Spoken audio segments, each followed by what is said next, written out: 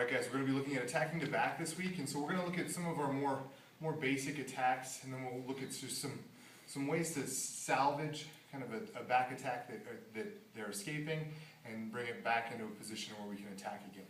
So we're going to have our students kind of start with the hook seam and the seatbelt grip here. The first thing we're going to look for is trying to get the hand in the lapel. I always want to be doing that. So he should be defending with both arms. So this left hand is going to pull his left arm away. I'm going to sneak that hand in the lapel, and my hand can go back to the lapel to take the slack out. Let's go ahead and show it with this hand out of the way. So I'm going to pull this arm down, control, and then tighten here. Once I get that tight, and it doesn't have to be that tight, like it's not, Jake could still talk right here. It's not strangling him, but this is exactly where I want it. Now, the first motion on any of the chokes we're going to look at today is like this kind of nudge, like I'm waking somebody up next to me in class, and then I'm going to lean away and extend. So nudge, lean away and extend. Pulls the lapel real tight against his left side of the neck and gets my wrist real tight against the right side of his neck here. So the first thing we're going to look at is the basic choke. So I'm going to get that far lapel here and do that same extension with our nudge with my right arm and extend with both arms here. And I'm trying to make the space between my chest and his back as great as possible. So take that slack out, nudge, lean away and extend. It shouldn't feel like you're using a whole lot of energy other than your grip speed. I'm kind of strong on that. And now the next one we're going to look at is the bow and arrow. And so there's a couple different ways to look at the bow and arrow. I can grab inside, outside, under the leg. It doesn't matter.